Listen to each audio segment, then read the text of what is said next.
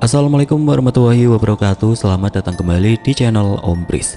Dan untuk kali ini saya akan membawakan sebuah cerita yang diambil dari KBM dari tulisannya Resti_Anjani. Sebuah kisah yang berjudul Jelmaan Suamiku. Dan sebelum kita lanjut ke ceritanya, tekan dulu tombol like video ini dan jangan lupa tekan juga tombol subscribe channel ini dan nyalakan juga lonceng notifikasinya agar tidak ketinggalan cerita-cerita lainnya dari channel ini. Dan buat teman-teman yang pengen membaca langsung ceritanya, nanti silakan saja kunjungi linknya yang nanti akan saya sertakan di kolom deskripsi. Dan seperti apa untuk kisah kali ini? Langsung saja kita masuk ke ceritanya.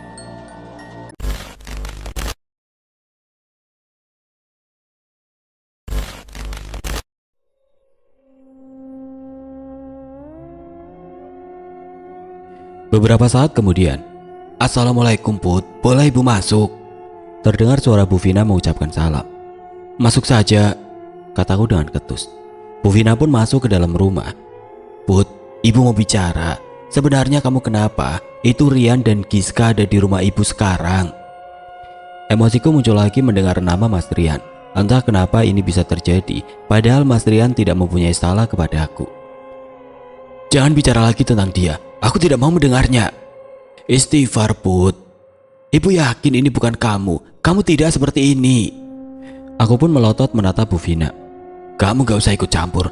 Ini urusanku. Pergi sana." Aku pun mengusirnya. Bu Vina pun pergi dengan wajah ketakutan. Bu Vina kembali ke rumahnya dengan wajah ketakutan setelah menemuiku. "Ada Bu, bagaimana reaksi Putri tadi?" tanya Mas Rian. "Rian, sepertinya ada yang aneh dengan istrimu. Dia seperti bukan Putri yang ibu kenal." "Sebenarnya apa yang terjadi Bu? Kenapa semenjak Rian pergi meninggalkan Putri sebulan lebih yang lalu, sikap Putri jadi aneh. Bahkan rumah kami pun terasa menyeramkan sekarang. Ditambah lagi kejadian di malam itu saat perut Putri tiba-tiba membesar dengan sendirinya. Apa yang sebenarnya terjadi?" "Sepertinya istrimu sedang diganggu jin atau makhluk halus. Dia bercerita sebulan belakangan ini sering didatangi sosok yang menyerupaimu dan ibu serta Bu Yuli pun pernah melihatnya, sehingga kami percaya terhadap apa yang dikatakan Putri." "Apa? Itu tidak mungkin Bu. Sebulan belakangan ini saya tidak pernah pulang karena ada sesuatu. Baru sekarang saya pulang. Bagaimana mungkin itu bisa terjadi?" tanya Mas Rian seakan tidak percaya dengan apa yang dikatakan Bu Vina. "Memang itu yang terjadi. Ibu juga yakin karena pernah melihatnya sendiri." "Lalu apa yang harus saya lakukan sekarang Bu? Putri pun sekarang jadi membenci saya tanpa sebab." "Sebaiknya kamu harus membawa istrimu untuk berobat. Ada hal yang tidak beres." "Iya Bu, Rian juga berpikiran yang sama. Nanti besok Mbak Yuni akan kesini untuk membantu kami menjaga Giska." "Mbak Yuni siapa? Kakakmu?" "Iya, Mbak Yuni kakak saya Bu. Kebetulan rumahnya tidak terlalu jauh dibandingkan keluarga yang lainnya. Mau menghubungi yang lain saya nggak enak." "Ya sudah, ibu doakan semoga Putri bisa seperti sedia kala lagi ya." "Amin, terima kasih ya Bu." Mas Rian langsung menelpon Mbak Yuni. "Halo Mbak, gimana? Besok jadikan kesini?" "Iya jadi, gimana keadaan istrimu?" "Dia semakin parah Mbak. Dia jadi membenci aku. Aku nggak tahu apa yang harus aku lakukan sekarang." "Nanti kalau Mbak sudah ke sana, kita bawa saja Putri ke orang pintar. Kebetulan Mbak kenal dengan seseorang yang bisa mengobati hal-hal gaib itu. Nanti Mbak ke sana bersama Mas Rudi supaya ada yang membantu juga." "Baik Mbak, terima kasih ya. Cepat ke sini, kasihan Putri." Mas Rian belum pulang juga. Pasti dia ketakutan melihat sikapku. Aku sendiri tidak tahu kenapa aku bisa jadi begini. Sekarang aku jadi bingung sendiri dengan perasaanku saat melihatnya. Tiba-tiba perasaan benci muncul, tapi ketika dia tidak ada, aku ingat terus padanya. Sebenarnya apa yang terjadi pada aku? Keesokan harinya, "Put, buka pintunya Put." Terdengar seorang wanita mengetuk pintu. Aku pun membukanya, ternyata yang datang adalah Mbak Yuni, Mas Rudi, Mas Rian, dan Giska. Aku mempersilahkan mereka masuk. "Gimana kabarmu Put? Kamu jadi kurus begini." "Aku baik-baik saja Mbak." "Put, Mbak mau mengajak kamu ngobrol berdua. Ayo kita ke kamarmu." Kami pun pergi ke kamar meninggalkan Mas Rian yang sedang menggendong Giska dan Mas Rudi di ruang tamu. Sesampainya di kamar, "Put, Kamu percaya kan sama Mbak? Coba kamu cerita sama Mbak, sebenarnya apa yang terjadi? Karena aku mempercayai Mbak Yuni, aku pun menceritakan semua perihal semua gangguan-gangguan yang aku alami. Mbak Yuni kaget mendengarnya. Kamu kayaknya disukai genderuwo, Put. Aku terkejut mendengar perkataan Mbak Yuni. Mbak, jangan nakut-nakutin aku dong. Masa sih zaman sekarang masih ada yang begituan? Kataku yang memang tidak percaya pada hal-hal mistis seperti itu. Cerita kamu sama persis dengan teman Mbak. Tapi tenang saja, Mbak bakal bantuin kamu. Itu juga kalau kamu mau Mbak bantu. Teman Mbak bisa sembuh berkat seseorang kenalan Mas Rudi. Aku diam sejenak dan berpikir, haruskah aku menerima bantuan dari Mbak Yuni? Tapi aku ingin sembuh karena aku merasa memang ada yang janggal dengan diriku. Akhirnya aku menerima bantuan dari Mbak Yuni. Iya Mbak, Putri mau diobati. Ya sudah, kita berangkat sekarang juga ya. Kami pun akhirnya berangkat ke suatu tempat kenalan Mas Rudi yang katanya bisa menyembuhkan gangguan-gangguan yang aku alami. Kami berangkat sore menuju sebuah kota di Jawa Tengah. Perjalanan memakan waktu beberapa jam, kami sampai malam hari. Sesampainya di rumah yang dituju, aku melihat di halamannya tampak beberapa laki-laki memakai baju hitam. Kami menyalami mereka satu persatu. Setelah itu barulah kami dipersilakan masuk ke dalam rumah. Aku melihat di sekeliling ruangan itu, tembok-temboknya ditutupi kain berwarna hitam dengan minim penerangan. Suasana di sini sangat mistis, membuat bulu kuduku berdiri tiada henti. Kami semua duduk berhadapan dengan sebutlah dukun itu karena penampilannya memang seperti dukun. Kamu diikuti sosok tinggi besar dan hitam, kata dukun itu menunjuk padaku. Kami semua kaget, dari mana dia bisa tahu. Coba ceritakan apa saja yang kamu alami, tanya dukun itu yang seolah tahu bahwa aku yang bermasalah di sini. Akhirnya aku menceritakan semua gangguan dan kejadian aneh yang aku alami dengan detail pada dukun itu. Sesudah aku ceritakan semuanya pada dukun itu dengan detail, lalu dukun itu menyuruh semua orang meninggalkan kami berdua. Aku takut, tapi Mas Rian dan Mbak Yuni meyakinkanku bahwa semuanya akan baik-baik saja. Kalian tunggu di luar dan jangan berisik. Saya mau melakukan ritual, jangan mengganggu. Akhirnya Mbak Yuni, Mas Rian, dan Mas Rudi meninggalkan aku dan dukun itu berdua di ruangan ini. Sebelum dukun itu melakukan ritual, aku melihat dia mengeluarkan sebuah benda bulat dan ada sedotan 2 di atasnya. Dan aku disuruh menghisap benda tersebut beberapa kali. Aku mengikuti perkataannya dan aku baru menyadari sekarang bahwa yang aku hisap itu adalah sabu-sabu. Ini supaya kamu bisa rileks dan santai. Dari tadi saya lihat kamu tegang sekali, dia berkata sambil melempar senyum kepadaku, dan setelah itu dia menyuruhku untuk memancing makhluk itu datang. Aku bingung bagaimana cara memanggilnya dan dukun itu meminta aku melepaskan separuh pakaianku. Buka kancing bajumu. Aku seperti binatang peliharaan yang menurut pada tuannya yang langsung mengikuti perintahnya. Kubuka kancing bajuku hingga akhirnya sekarang aku setengah telanjang. Setelah itu dukun itu mengambil seperti spidol berwarna merah dan menulis tulisan Arab di badanku. Tulisan ini berwarna merah dan mengeluarkan bau yang sangat khas. Ini apa? Dan apa gunanya? Ini namanya raja. Ini gunanya untuk membentengi kamu dari makhluk lain, kata dukun itu sambil terus menulis tulisan itu di dada dan punggungku. Setelah itu dia menyuruhku memanggil makhluk itu dengan melakukan satu ritual. Sekarang panggillah genderuwo itu. Hanya dirimu yang bisa membuatnya datang. Caranya bagaimana? Saya tidak tahu. Sekarang lepaskan seluruh pakaianmu. Sontak aku kaget mendengar perkataan dukun ini. Tidak mungkin aku bertelanjang bulat di hadapannya. Tapi tidak disangka lagi-lagi aku menuruti perintah dukun itu. Aku seperti anjing yang diberikan tulang oleh majikannya. Aku mulai melepaskan satu persatu pakaianku. Kulihat si dukun memperhatikanku tanpa mengedipkan mata sedikit pun. Aku serasa ingin dimakan oleh dukun itu. Setelah selesai aku disuruh berbaring oleh dukun itu. Sekarang berbaringlah dan bayangkanlah kamu sedang bersetubuh dengan makhluk itu. Aku mulai berusaha membayangkan sedang bersetubuh, tapi aku tidak bisa membayangkannya. Dan entah kenapa si dukun itu seperti tahu apa yang aku rasakan. Saya akan membantu kamu supaya kamu bisa lebih bergairah, kata dukun itu sambil tersenyum menyeringai. Rasanya seperti tersambar petir di siang hari mendengar ucapan dukun tersebut. Sekarang, pejamkan matamu. Mataku mulai terpejam dan aku mulai merasakan sesuatu. Seperti ada yang bermain di area dada dan leherku. Entah apa yang dukun itu perbuat terhadapku. Aku hanya diam dan tidak berbuat apa-apa. Sampai akhirnya, aku merasakan sensasi dan kenikmatan yang luar biasa. Dia datang. Suara dukun itu menyadarkanku. Pakai kembali semua pakaianmu. Aku pun mengenakan kembali semua pakaianku. Lalu dukun itu memanggil Mas Rian, Mbak Yuni, dan Mas Rudi masuk ke dalam. Genderuwo itu terlalu kuat sehingga susah untuk memanggilnya. Hanya ada satu ritual lagi yang harus dijalankan.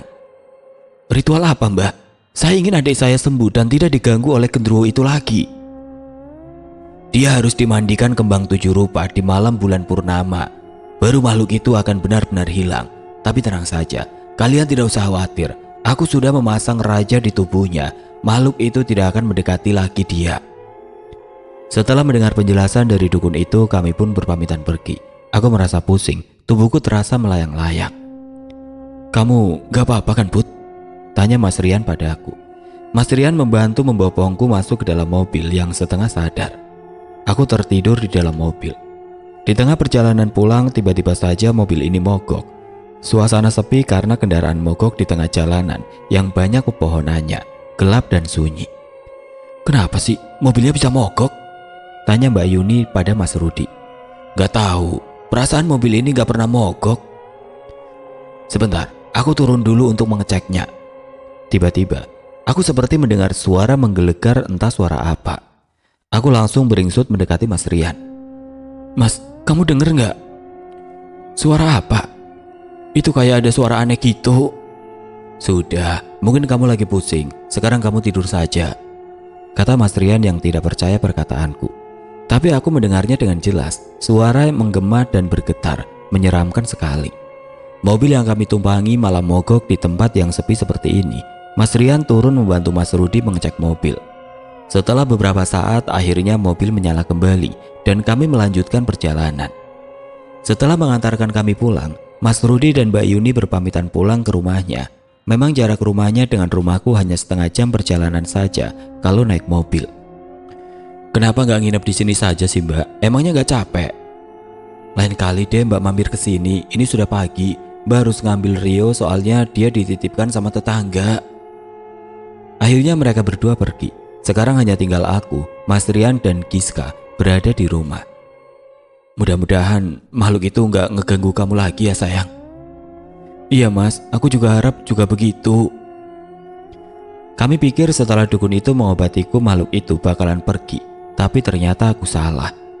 Sesudah melakukan ritual itu, aku merasa ada yang aneh dengan diriku. Setiap aku tidur, aku merasa ada yang memperhatikanku dan setiap kali balik badan, selalu ada selintas bayangan hitam tinggi besar. Tapi aku berpikir mungkin itu cuma pikiranku saja. Apalagi soal ibadah, semenjak sering bermimpi bersetubuh dengan makhluk itu, aku memang sudah lama tidak beribadah. Rasanya berat dan malas sekali. Aku tidak menceritakannya lagi kepada siapapun. Lebih baik aku memendamnya sendiri. Aku tidak mau merepotkan banyak orang lain lagi. Sayang, gimana sekarang? Kamu sudah tidak pernah diganggu makhluk itu lagi kan? Enggak Mas. Syukurlah, berarti pengobatan di kenalan Mas Rudi itu manjur. Padahal sebenarnya gangguan itu masih sering muncul. Bahkan aku merasa bahwa genderuwo itu masih menikmati tubuhku sampai sekarang. Besok Mas mau berangkat lagi bekerja. Mas gak enak sudah izin terlalu lama. Tapi Mas, aku masih takut. Kamu jangan pergi lagi. Aku takut makhluk itu menyamar lagi menjadi kamu. Mas bingung. Kalau Mas terus-terusan gak kerja, Mas pasti bakal dikeluarkan dari pekerjaan. Tapi Mas juga gak tega kalau harus meninggalkan kamu. Aku juga sebenarnya bingung harus berbuat apa. Kalau Mas Rian gak bekerja, bagaimana bisa kami mendapatkan uang buat biaya hidup sehari-hari? Mas nyari kerja saja di sini. Nyari kerja di mana, Put? Sekarang susah nyari pekerjaan. Apalagi Mas cuma lulusan SMA. Mau kerja apa coba di sini? Kata Mas Rian yang membuatku semakin bingung. Aku masih takut kalau harus ditinggalkan sendirian karena aku merasa genderuwo itu masih ada, belum meninggalkanku. Ketika aku dan Mas Rian mengobrol, datanglah beberapa tetanggaku yaitu Bu Vina, Bu Yuli dan Bu Asti. Mereka datang menjengukku karena mereka yang tahu apa yang terjadi menimpaku. Assalamualaikum. Waalaikumsalam. Ayo masuk ibu-ibu. Mereka pun masuk ke dalam rumah. Gimana keadaan kamu sekarang, Put? Saya baik-baik saja, Bu. Terima kasih ya ibu-ibu sudah datang ke sini menjenguk. Rian belum berangkat kerja lagi? Tanya Bu Yuli pada Mas Rian. Belum, Bu. Saya kasihan sama Putri kalau ditinggalkan sendirian. Bukannya waktu itu sudah diobati. Mudah-mudahan saja nggak terjadi apa-apa lagi. Kamu tenang saja, Ibu bakal bantu jagain Putri. Terima kasih banyak, Bu. Ibu baik sekali. Ibu sudah saya anggap seperti saudara sendiri. Iya, sama-sama, Put. Kalau Mas Rian tinggal kerja lagi, nggak apa-apa kan?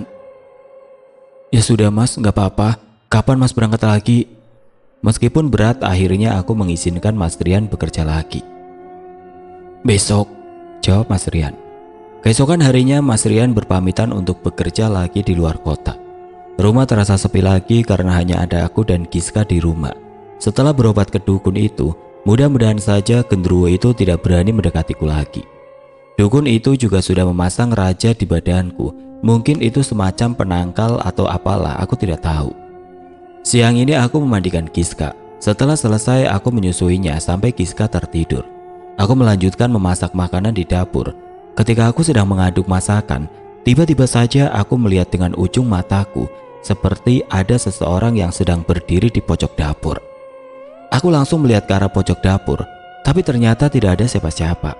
Jantungku mulai berdetak tidak karuan. Apa mungkin makhluk itu? Aku langsung menghentikan memasak dan pergi keluar rumah. Aku mau berkunjung ke rumah Bu Vina, cuma dia tetangga yang tahu seluk-beluk ceritaku. Assalamualaikum. Waalaikumsalam. Bu Vina langsung menghampiri dan menggendong Giska. Bu Vina memang sayang sekali pada Giska. Maaf Bu, kalau saya mengganggu. Saya lagi bosan di rumah. Kataku berbohong padahal sebenarnya aku takut di rumah sendiri. Kamu ini masih sungkan saja. Ibu senang kalau kamu dan Giska mau main ke sini. Kami pun berbincang-bincang banyak hal. Sekarang kamu gak digangguin lagi kan? Oh, enggak Bu. Bu Vina mengernyitkan alisnya. Bener, kok jawabannya kayak yang ragu-ragu gitu?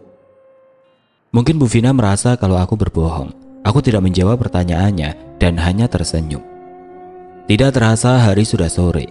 Aku pun pulang ke rumah mau tidak mau. Malam pun tiba. Aku tidur di samping Giska. Tiba-tiba saja aku merasa tubuhku tidak bisa digerakkan. Aku berusaha menggerakkannya tapi tidak bisa. Aku juga berusaha berteriak tapi tidak bisa. Apa yang terjadi? Setiap tengah malam sampai subuh aku selalu merasa begitu.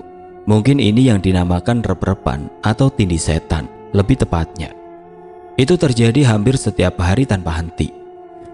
Semakin aku mencoba melawan dan banyak berdoa, semakin kuat rasanya, sampai akhirnya aku lelah dan membiarkan kejadian itu terjadi. Ya, aku pasrah karena aku bingung harus melakukan apa. Aku semakin malas beribadah dan mendekatkan diri kepada Allah. Setiap malam aku tidak bisa tidur nyenyak. Aku selalu terjaga karena aku takut kalau genderuwo itu datang lagi. Malam ini suasana hening sekali. Giska sudah tertidur pulas. Aku menutupi seluruh tubuhku dengan selimut, padahal aku tidak kedinginan. Krak. Tiba-tiba saja pintu kamarku terbuka sedikit, padahal pintu itu sudah kututup. Seketika jantungku berdegup kencang. Aku semakin ketakutan. Di rumah hanya ada aku dan Giska. Aku semakin tidak berani menggerakkan badanku walau sedikit. Angin berhembus kencang masuk ke dalam kamarku, membuat aku sangat kaget. Angin yang entah dari mana datangnya. Aku mohon, jangan ganggu aku lagi. Angin yang berhembus kencang membuat gorden jendela kamarku bergerak. Pintu kamarku pun jadi terbuka lebar. Giska yang tadinya tertidur pulas seketika menangis kencang, membuatku yang tadinya takut bergerak, mau tidak mau harus bangun untuk menenangkan Giska. Aku memberanikan diri untuk bangun. Ku gendong Giska, pintu kamarku terbuka lebar. Bukankah dukun itu sudah mengobatiku? Tapi kenapa genderuwo itu masih menggangguku? Tangisan Giska semakin kencang. Aku memberanikan diri untuk menutup pintu kamarku dan menguncinya. Kulihat gorden jendela kamar tersingkap karena angin tadi. Aku pun berjalan untuk menutup gorden itu. ketika aku hendak menutup gorden jendela kamar. Betapa terkejutnya aku. Kulihat dari kaca jendela di halaman depan rumah berdiri sosok makhluk besar berbulu dan bermata merah, persis seperti sosok yang pernah ada di dalam mimpiku.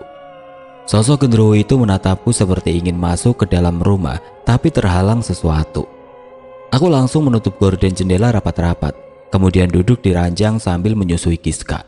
Seketika, sekujur tubuhku dingin dengan wajah penuh kengerian. Kenapa dia masih saja menggangguku? Apa yang sebenarnya genderuwo itu inginkan dariku? Aku langsung mengambil ponselku untuk menelpon Mas Rian. Mas Rian tidak mengangkat telepon dariku. Mungkin dia sudah tidur karena ini sudah tengah malam. Apa yang harus aku lakukan? Aku benar-benar gelisah. Giska sudah mulai tidur kembali.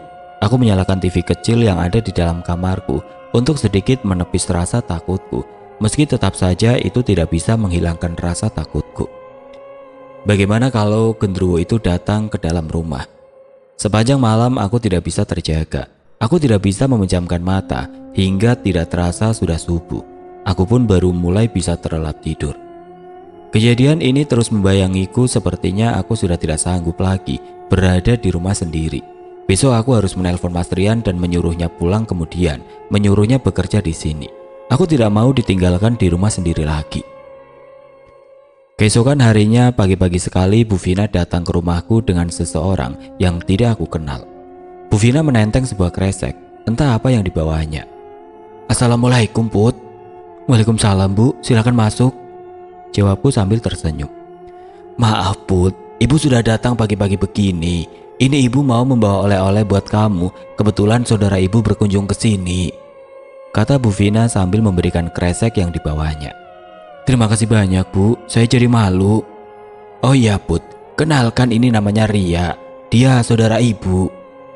Aku pun bersalaman dan berkenalan dengan saudara Bu Vina. Kami berbincang-bincang, tapi aku merasa Ria seperti aneh menatapku. Mbak Putri tinggal sendirian di sini? Saya tinggal berdua sama anak saya Giska. Mbak harus hati-hati ya, Mbak juga harus sering beribadah dan dekatkan diri pada Tuhan. Iya Ria, kataku yang sedikit tersentil karena aku memang sudah jarang, bahkan hampir tidak pernah beribadah sekarang-sekarang ini. Mbak Putri, maaf sebelumnya, saya melihat ada sesosok makhluk di belakang Mbak Putri, kata Ria yang membuatku takut. Ah, masa sih Ria? Put, Ria ini memang bisa melihat hal-hal yang tidak kasat mata. Dia dari kecil mempunyai kelebihan itu. Sebenarnya Ibu sengaja membawa Ria untuk memastikan apa benar sosok yang mengganggu kamu itu sudah hilang. Maafkan Ibu ya Put, kalau Ibu sudah lancang mencampuri urusanmu. Ibu hanya ingin membantu. Ibu sudah menganggap kamu seperti adik Ibu sendiri, kata Bu Vina menjelaskan.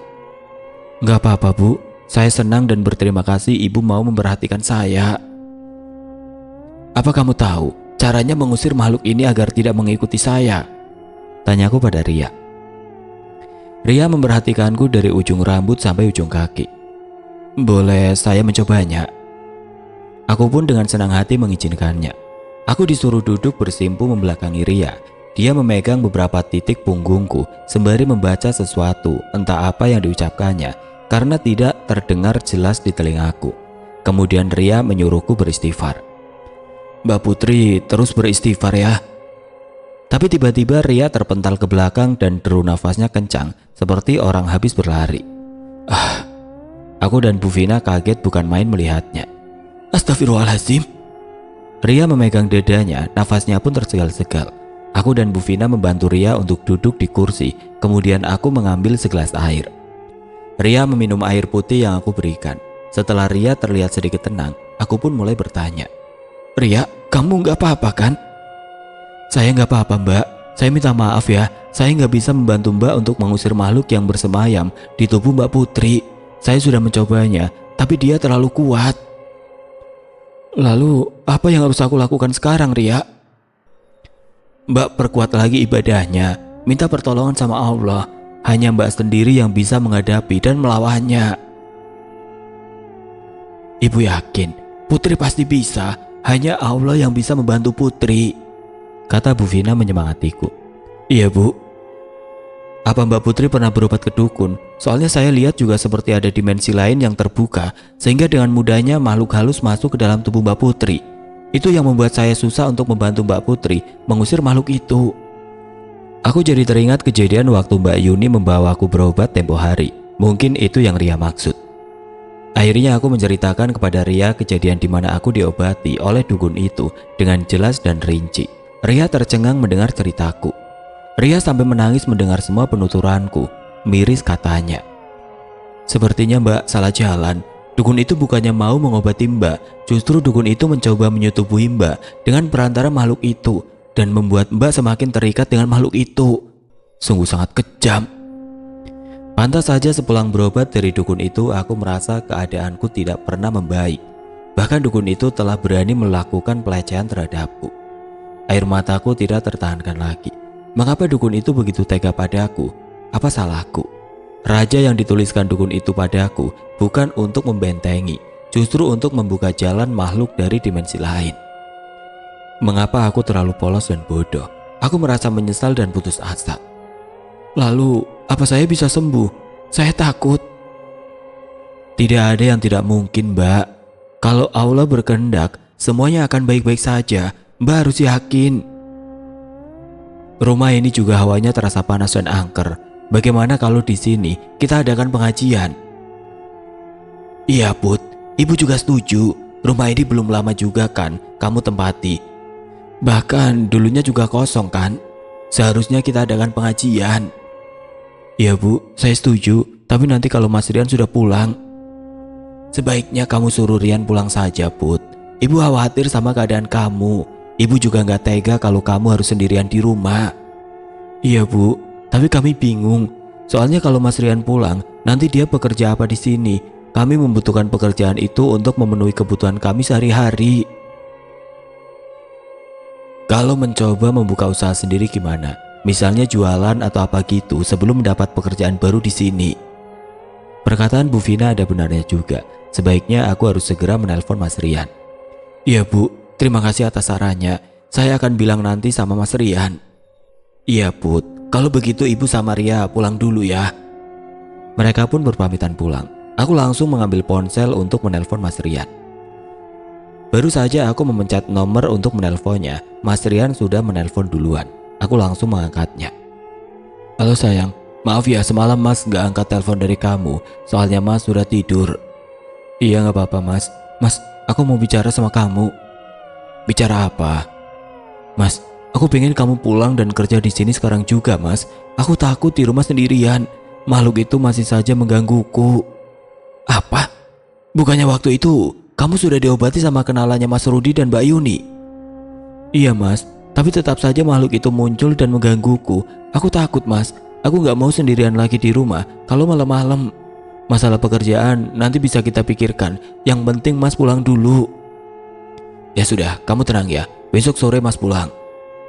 Aku pun merasa lega akhirnya Mas Rian setuju untuk pulang. Jadi aku tidak perlu merasa takut lagi.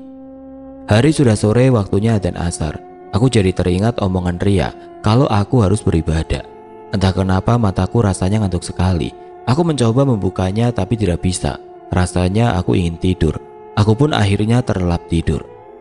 Setelah 2 jam tertidur aku bangun. Sebentar lagi maghrib. Aku bertekad untuk sholat sekarang. Ketika aku hendak mengambil air wudhu, rasanya langkah kakiku terasa berat sekali, seperti ada sesuatu yang menghalanginya. Aku berusaha untuk wudhu meskipun dengan langkah tergopoh-gopoh. Setelah selesai wudhu, aku masuk ke dalam kamarku untuk melaksanakan sholat di sana. Baru saja aku melakukan takbiratul ihram, tiba-tiba, dak! Suara letusan lampu di kamarku meledak, membuatku seketika menghentikan sholatku karena kaget. Aneh sekali, baru kali ini lampu meledak. Sepertinya memang makhluk yang bersemayam di dalam diriku tidak menginginkan aku untuk melaksanakan sholat. Akhirnya imanku goyah lagi. Aku tidak jadi melaksanakan sholat. Aku lebih memilih diam menunggu Mas Rian pulang. Jam menunjukkan pukul 7 malam. Terdengar ada suara mengetuk pintu. Pasti itu Mas Rian. Dan benar saja memang Mas Rian yang datang. Mas, ini kamu kan? Tanyaku pada Mas Rian untuk meyakinkan. Iya, ini Mas. Beneran ini kamu? Tanyaku yang sangat trauma dengan jelmaan yang selalu menyamar menjadi Mas Rian. Sumpah ini Mas. Aku akhirnya yakin kalau yang datang memang Mas Rian yang asli. Mas Rian pun masuk ke dalam rumah. Emangnya makhluk itu masih ngegangguin kamu? Iya Mas, makhluk itu selalu saja mengganggu. Tadi malam pun dia muncul di luar jendela. Mas Rian menghela nafas panjang, mungkin dia pusing harus berbuat apa. Mas, sudah berhenti bekerja. Sekarang Mas bingung, di sini harus bekerja apa? Mas telepon saja Mbak Yuni atau Mas Rudi, siapa tahu mereka bisa membantu kita. Mas Rian menelpon Mas Rudi untuk meminta bantuan. Mas Rudi menawarkan Mas Rian bekerja menjadi pegawai restoran punya temannya. Dengan senang hati kami menerima tawaran Mas Rudi. Aku jadi teringat kejadian tadi pagi. Bu Vina menyarankan untuk mengadakan pengajian di rumah ini. Tapi entah kenapa hatiku sekarang menolak. Aku jadi takut mendengar kata pengajian. Sebaiknya aku tidak melakukannya. Setelah beberapa bulan Mas Rian bekerja di sini, makhluk itu tidak pernah menyamar atau menampakkan wujudnya lagi di hadapanku. Tapi aku masih merasa dia tetap ada dan memperhatikan. Tapi entah kenapa aku menjadi merindukan makhluk itu. Setiap sentuhan yang makhluk itu berikan justru membuatku ketagihan sekarang. Apa aku sudah gila? Sekarang hubunganku dengan Mas Rian terasa hambar, ditambah lagi cobaan datang. Baru bekerja beberapa bulan di restoran, akhirnya restoran itu bangkrut membuat kami bingung mencari penghasilan. Aku sudah berusaha berjualan nasi uduk di depan rumah, tapi usaha ini sepi, hingga akhirnya warung itu tutup juga. Pertengkaran pun mulai terjadi di antara kami berdua. Mas, kamu nyari kerja dong, kita sudah gak punya uang. Sekarang memang aku menjadi lebih emosional dan rasa cintaku pada Mas Rian seperti memudar sedikit demi sedikit. Iya sabar, Mas kan lagi berusaha, kata Mas Rian dengan tenang. Kalau sampai begini terus, kita bisa kelaparan Mas. Mas Rian terlihat sedang berpikir. Aku langsung masuk ke dalam kamar dan membanting pintu. Mas Rian sudah mencari pekerjaan ke sana ke sini, mencari bantuan ke sana ke sini, tapi belum juga mendapat hasil. Sampai akhirnya aku merasa muak dengan kemiskinan ini. Keluargaku di kampung pun hidup sederhana, jadi aku tidak berani meminta bantuan kepada mereka. Aku tidak mau menjadi beban bagi mereka. Kemiskinan mendekatkan kita pada kekufuran. Mungkin inilah yang terjadi sekarang. Hingga suatu malam makhluk itu datang lagi di dalam mimpiku. Dia tidak dapat menampakkan wujudnya, tapi hanya suaranya yang menggelegar yang terdengar. Dia berkata kalau aku ingin mendapat kekayaan, aku harus menikah dengannya. Hanya itu yang dia katakan. Aku terbangun dan memikirkan maksud dari mimpiku itu. Apa mungkin bisa manusia menikah dengan genderuwo? Kadang ambisi untuk menjadi kaya mengalahkan pikiran logis manusia. Alih-alih mendapatkan kekayaan dengan cara yang lazim, beberapa orang memakai cara yang gak umum, misalnya dengan cara gaib, macam pesugihan, atau yang paling hits adalah penggandaan uang. Cepat dan hasilnya melimpah adalah alasan orang nekat melakukan hal ini, meskipun ada resiko untuk cara-cara yang gak wajar. Tidak hanya pesugihan dan penggandaan uang, menikah dengan jin juga salah satu cara populer untuk mendapatkan kekayaan. Terdengar gak masuk akal dan edan ya, tapi siapa yang menyangka. Cara ini memang ada dan dipakai beberapa orang. Menikah dengan jin tentu adalah hal yang sangat dilarang, tapi orang-orang rela menerobosnya demi mendapatkan harta. Apapun alasannya, yang jelas menikah dengan jin adalah hal yang sama sekali tidak diperbolehkan. Pasalnya, manusia kodratnya menikah dengan sesamanya, bukan dengan bangsa lain, dan ketika ini dilanggar akan ada hal buruk. Apa aku meminta bantuan saja pada Mbak Romo, dukun yang waktu itu dikenalkan Mas Rudi dan Mbak Yuni? Siapa tahu dia bisa membantuku untuk menikah dengan genderuwo itu dan mendapatkan kekayaan. Ini kesempatanku untuk mendapatkan uang banyak. Aku tidak boleh menyia-nyiakannya. Aku langsung menelpon Mbak Yuni. Halo Mbak. Halo Put, ada apa? Gimana keadaan kamu sekarang? Aku baik-baik saja Mbak. Mbak, aku boleh minta tolong nggak? Boleh dong, mau minta tolong apa? Mbak, tolong antarkan aku ke tempat Mbak Romo. Aku ingin berobat lagi padanya. Memangnya kamu kenapa lagi Put?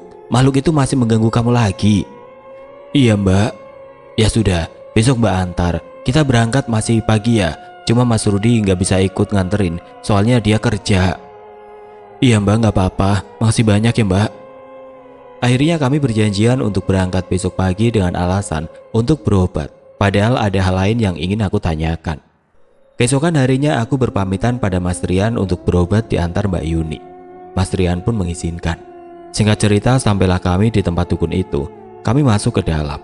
Seperti biasa, Mbak Yuni menunggu di luar ruangan tempat melakukan ritual. "Mbah, sebenarnya kedatangan saya ke sini ingin menanyakan sesuatu," kataku pada dukun itu. "Tanyakan saja." "Bisakah saya menikah dengan gendruwo yang selalu mengikuti saya?" tanyaku pada dukun itu. "Bisa saja, tapi kenapa kamu jadi ingin menikah dengan makhluk itu?" "Saya ingin kaya, Mbah. Apa benar apabila menikah dengan makhluk itu, saya bisa menjadi kaya?" "Bisa." "Tolong bantu saya, Mbah. Nikahkan saya dengan gendruwo itu." "Saya tidak bisa melakukannya, tapi saya akan beritahu. Pergilah kamu ke Gunung Salak, temui dukun yang bernama Mbak Gendi. Dia bisa membantumu." "Baiklah, Mbah. Terima kasih atas bantuannya." Aku pun pergi dari tempat Mbak Romo. Di perjalanan, Mbak Yuni bertanya apa saja yang aku lakukan dengan dukun itu di dalam ruangan. Tapi aku tidak menjawabnya dan mengalihkan pembicaraan. Aku berpikir bagaimana cara aku bisa sampai ke sana. Aku meminta Mbak Yuni untuk mengantarkan aku ke rumah teman lamaku Siska. Mbak Yuni mengantarkannya. Sesampainya di rumah Siska, aku menyuruh Mbak Yuni untuk pulang duluan. Di rumah Siska, aku meminta bantuan pada Siska untuk meminjamkan sejumlah uang padaku. Untunglah Siska memberikannya. Aku langsung pergi menuju Gunung Salak menggunakan transportasi umum. Aku menanyakan pada setiap orang mengenai Mbak Gendi. Ternyata banyak juga yang mengenal Mbak Gendi, sehingga aku tidak terlalu kesusahan untuk pergi ke sana. Sesampainya di rumah Mbak Gendi, aku mengetuk pintu dan dipersilakan masuk ke dalam rumah. Mbak Gendi seperti sudah tahu maksud dan tujuanku datang ke sana. "Jadi tujuan kamu ke sini untuk menikah dengan gendruwo itu dan mendapatkan kekayaan?" tanya Mbak Gendi yang sudah seperti biasa mendengar pernyataan semacam ini. "Iya, Mbah." "Baiklah, saya akan membantumu. Tapi sebelumnya, kamu tahu kan, ada syarat yang harus kamu lakukan." "Apapun syaratnya pasti saya lakukan." "Baiklah, kalau kamu sudah yakin, kita bisa memulai melakukan ritual pernikahan kalian dengan resiko yang harus kamu tanggung sendiri." Aku tidak peduli dengan apa yang akan terjadi nantinya. Yang penting, aku bisa kaya, pikirku. Aku memang sudah gelap mata sehingga melupakan akal sehatku. "Malam ini kamu harus melakukan semedi sehari semalam. Dan ingat, apapun gangguan yang nanti terjadi, kamu harus kuat. Kalau tidak, maka nyawa kamu taruhannya," kata Mbak Gendi menjelaskan. Waktu malam tiba. Dengan bermodalkan beberapa kotak lilin, aku harus melewati gelapnya tengah hutan. Aku melakukan semedi sendirian. Makhluk halus yang kerap kali mengganggu, entah dengan menunjukkan diri atau mengeluarkan suara tangis dan tawa, seakan membuat kulitku ingin terkelupas dari badannya. Meski menakutkan, pengalaman yang aku hadapi membuatku semakin tidak tergoyahkan. Aku bertekad untuk menyelesaikan semedi ini. Pagi sudah tiba. Mbak Gendi sudah menjemputku. Aku kembali ke rumahnya. "Kamu sudah berhasil melewati ritual pertama. Nanti malam kamu akan melakukan ritual kedua. Hari ini kamu tidak boleh makan apapun. Kamu harus berpuasa." Aku hanya mengangguk dan mengikuti perintahnya. Waktu melakukan ritual kedua sudah tiba. Aku disuruh Mbak Gendi untuk melepaskan semua pakaianku dan menggunakan kain jarik sebagai penutupnya. Kemudian aku dibawa ke suatu tempat. Di sana aku dimandikan menggunakan air kembang 7 rupa yang sudah dibaca-bacakan olehnya. Ritual ini dilakukan tepat jam 7 malam dan 7 gayung yang berbeda. Mbak Gendi kemudian melanjutkan ritual kliniknya. Aku hanya diam saja melihat apa yang Mbak Gendi lakukan sambil membayangkan bagaimana wujud gendruwo yang sebentar lagi menjadi suamiku. Masih ada perasaan takut di dalam diriku. Mbak Gendi terus berkomat-kamit. Entah apa yang diucapkannya, aku tidak mengerti. "Pernikahan sudah dilangsungkan. Sekarang gendruwo itu sudah menjadi suamimu." Aku hanya terdiam. Sekarang tinggal satu ritual lagi yang harus dilakukan. Ritual ini sangat penting, yaitu kamu harus melayani gendruwo itu. "Melayani seperti apa?" tanyaku pada Mbak Gendi. "Sekarang saatnya kamu untuk berhubungan badan dengan gendruwo itu." Mbak Gendi sudah mempersiapkan sebuah kamar yang dihiasi layaknya untuk pengantin. Aku disuruh Mbak Gendi untuk diam di dalam kamar itu dan menunggu gendruwo itu datang. Mbak Gendi berkata gendruwo itu akan datang tepat tengah malam nanti untuk menjemahku. Aku menunggu gendruwo itu dengan gugup. Bagaimanapun ini pertama kalinya dia akan langsung muncul di hadapanku dengan wujud aslinya. Karena dia dulu hanya sering datang menyerupai suamiku atau hanya dalam mimpi. Aku duduk di tepi ranjang yang berhiaskan bunga 7 rupa dengan lampu yang sedikit remang-remang. Tiba-tiba saja ranjang yang aku duduki bergetar, sontak membuatku kaget. Apakah ini adalah pertanda genderuwo itu akan datang? Lalu ada asap hitam datang, semakin lama ukurannya semakin besar dan berubah menjelma menjadi sosok hitam, tinggi, besar, berbulu lebat, dan mata berwarna merah menyala. Ini bukan pertama kalinya aku melihat sosok ini karena aku sering melihatnya di dalam mimpiku. Dia mulai menjamahiku. Kenikmatan bercampur rasa sakit yang aku rasakan, aku menahannya dan harus melayaninya dengan baik. Genderuwo itu terus menjamahiku malam ini sampai aku merasa energiku terkuras habis. Sampai di titik kemaluanku mengeluarkan banyak darah, dia meraung karena baginya pertunjukan itu adalah hal yang spektakuler. Setelah aku benar-benar terkulai lemas, dia pun pergi menghilang. Sehari semalam aku tidak bisa bangun dari tempat tidurku hingga Mbak Gendi datang dan membawakan segelas air untukku. Air itu berwarna merah darah. Mbak Gendi mengatakan ini bukan air, tapi memang darah ular. Aku dipaksa untuk meminumnya. Minumlah darah ular ini, tenagamu akan pulih kembali setelah meminum darah ular ini, kata Mbak Gendi. Dengan ragu aku mencoba untuk meminumnya. Rasanya sungguh tidak karuan. Bau anyir menyengat, rasa mual dan jijik yang aku rasakan. Minum darah ular ini, kalau tidak tenagamu akan habis karena terserap oleh genderuwo itu dan kamu bisa mati. Dengan terpaksa aku meminum darah itu. Dan benar saja seketika aku merasa tenagaku mulai pulih kembali. Ingat, kamu harus meminum darah ular ini setiap sesudah berhubungan intim dengan genderuwo itu. Baik Mbah. Genderuwo itu hanya akan datang setiap malam Jumat. Kamu harus mempersiapkan kamar khusus untuk melayaninya. Aku mengangguk. Setelah ini segala urusanmu akan dipermudahkan dan kamu akan mendapat rezeki nomplok tanpa kamu duga. Tapi ingat, kamu harus mempersiapkan sesajen dan melayani genderuwo itu dengan baik, kata Mbak Gendi menjelaskan. Aku pun disuruh pulang oleh Mbak Gendi dengan berbagai petuah yang ia ingatkan padaku. Aku pun akhirnya pergi dari kediaman Mbak Gendi dan pulang ke rumah. Sesampainya di rumah, aku lihat kondisi rumah sangat memprihatinkan, sangat tidak terurus. Aku masuk ke dalam rumah untuk mencari Mas Rian dan Giska, tapi tidak aku temukan. Kemana mereka?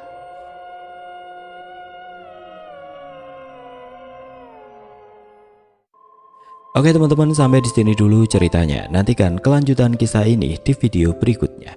Agar tidak ketinggalan, klik tombol subscribe channel ini dan nyalakan lonceng notifikasinya.